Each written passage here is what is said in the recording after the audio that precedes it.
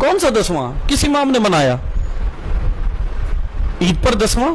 یہ دراصل عید الفطر پر ہی 10واں منا رہے ہیں، یا عید الاضحیٰ کی اہمیت کو کم کرنے کے لیے کیا کہتے ہیں حضرت مسلم کی شہادت ہوئی گزشتہ روز، ہم کیسے منا لیں؟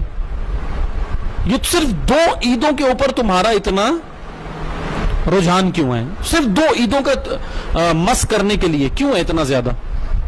اگر 10واں ہی منانا ہے تو خالی عید الفطر اور عید الاضحیٰ کیوں؟ 10واں ہی منانا ہے تو عید غدیر والے دن حضرت مسلم کا یا امام باقر کا بھی 10واں منائیں، اگر 10واں منانا ہے۔ امام باقر کی شہادت ہوئی نا 7 ذی الحج کو، وہ پھر آپ 18 ذی الحج کو 10واں امام باقر کا مناؤ۔ اگر 10واں ہی منانا ہے تو 8 ربیع الاول کیوں 9 ربیع الاول کیوں عید زہرا منا رہے ہو؟ اس دن امام حسن مجتبی اور رسول اللہ کا 10واں بھی مناؤ۔ 10واں منانا ہے، اگر 10واں منانا ہے تو 25 رجب امام موسیٰ کاظم کی شہادت، 4 شعبان 10واں بنتا ہے، کیوں نہیں بنا رہے؟ کیوں حضرت عباس کا جشن کر رہے ہو؟ 10واں مناؤ۔ کیونکہ یہ وہ لوگ ہیں، یہ دراصل کوئی فرقہ نہیں ہے تشیع میں، یہ دجالیت ہے، ان کے کوئی عقائد نہیں ہیں، یہ فتنہ گر ہیں، فتنے پیدا کرنے کے لیے تشیع میں ڈالے گئے۔ عید پر 10واں، کبھی عید الاضحیٰ پہ حضرت مسلم کا غم، عید کا فلسفہ ہی نہیں سمجھے۔ اب وہ سادہ لوگ، میں ان سے مخاطب ہوں کہ عوام ان کے بے شعوری میں نہ آ جائے۔ یہ مقدس گوسالہ لائے ہیں، جیسے موسیٰ علیہ السلام کے جب پردہ غیب میں گئے، یا اللہ تعالیٰ نے ان کو کوہ طور پر بلایا موسیٰ علیہ السلام کو، تو اس وقت نبی خدا حضرت ہارون کو امت چھوڑ کر کہاں گئی؟ سامری کے گوسالے کے پیچھے، کیونکہ وہ مقدس گوسالہ بنا کے لایا تھا اور کہہ رہا تھا یہ خدا ہے، مقدس چیزیں لاتا ہے، ہر دور میں سامری مقدسات لے کر آتا ہے امت کو گمراہ کرنے، بے شعوروں کو گمراہ کرنے۔ آج کا سامری آیا ہے تشیع کے اندر یہ مقدس چیز لے کر کے عید پر اب یہ خرافات ڈالتے ہیں، بدعتیں ڈالتے ہیں، اور سادے لوگ کیا جواب دیتے ہیں جب ان کو بولو کہ بھائی یہ 10واں کیوں کر رہے ہیں؟ عید پر ماتم کر رہے ہیں، عید پر عزاداری کر رہے ہیں، تو کیا کہتے ہیں؟ کرنے تو مولا کی عزاداری ہے، کوئی غلط کام نہیں ہے۔ اس کو کیا کہتے ہیں؟ آپ کیا کہیں گے؟ بدعت حسنہ، کہ اچھی بدعتیں تو ڈالنے دو۔ اسلام میں بدعت حسنہ بھی ڈالنا جائز نہیں ہے۔ یہ سادہ لوگ ہیں، یہ آ کر گمراہ کرتے ہیں کہ جی یہ ہم تو ماتم ہی تو کر رہے ہیں، ہم کسی کو کیا کہہ رہے ہیں؟ نہ، عید کے دن ائمہ نے جو کیا وہ کرو۔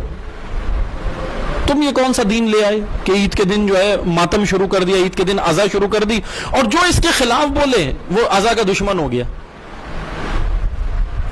تم عزا کے طرفدار ہو، اور جو تمہیں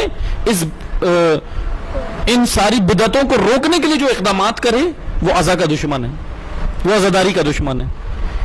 اس طرح یہ پروپیگنڈا کرتے ہیں، اس طرح یہ سنت معاویہ پہ چل رہے ہیں، چونکہ پروپیگنڈا کرنا معاویہ کی سنت ہے، علی کی سنت نہیں ہے۔ عزیزان محترم، بس میں یہ عرض کروں گا، ان پر توجہ کریں۔ عید الفطر اور عید الاضحیٰ یا عیدین امت کے اجتماع اور امت کی طاقت کے روز ہیں۔ روز جمعہ امت کی طاقت کا روز ہے۔ امام باقر علیہ السلام یا امام سجاد علیہ السلام نے جب مسند حکومت، چونکہ امام کا حق تھا، اب یہ روایت لاتے ہیں، میں ایک اور عرض کروں، یہ روایت لائیں گے جی مولا نے دیکھو عید کی نماز کے بارے میں کیا کہا، جمعے کی نماز کے بارے میں کیا کہا، کہ یہ ہمارا حق تھا، وہاں پہ طاغوت بیٹھا ہے۔ امام نے کس کے بارے میں کہا تھا؟ تم امام کے کلام کو زیادہ بہتر جانتے ہو، تم اتنے بڑے مطلب عالم ہو گئے۔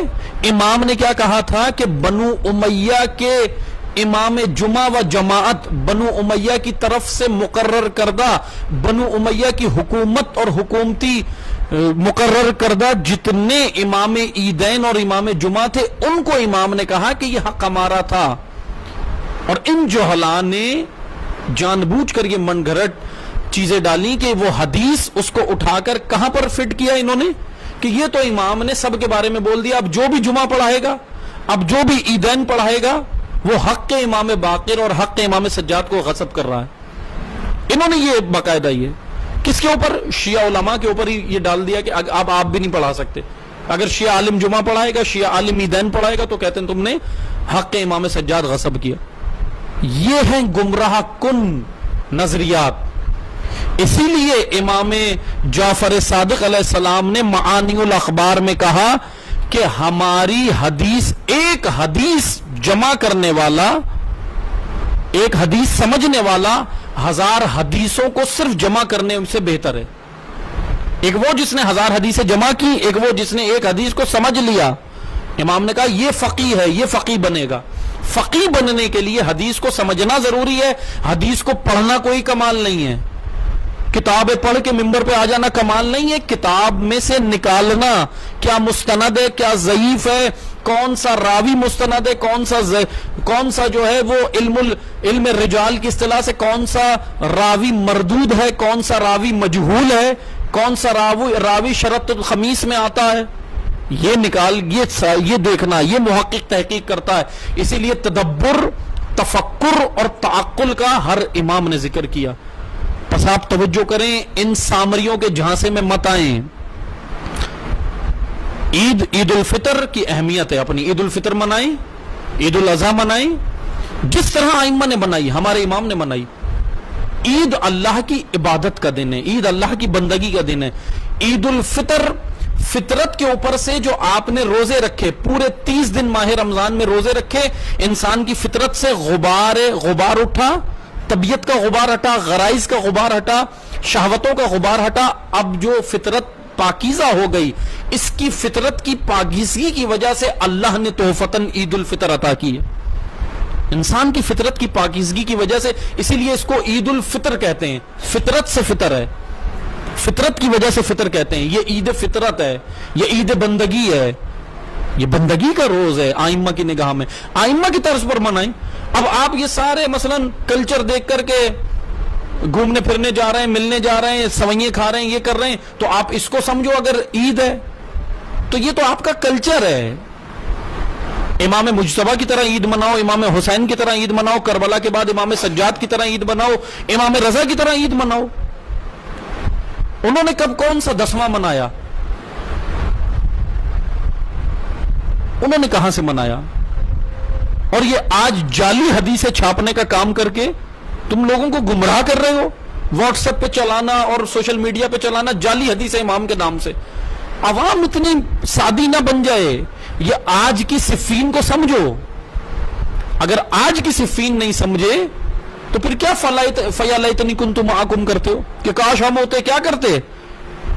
اگر بے شعور آج بھی، جو آج بے شعور ہے، اگر علی کے دور میں بھی بے شعور ہوتا تو اس وقت بھی وہ یہ نہ سمجھے کہ یہ جو نعرے لگانے والے سمجھ رہے ہیں کہ ہم اس وقت ہوتے تو یہ کر دیتے، وہ کر دیتے.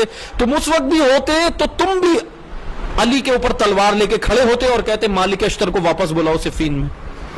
کیونکہ بے شعوری دشمن ہے. شعور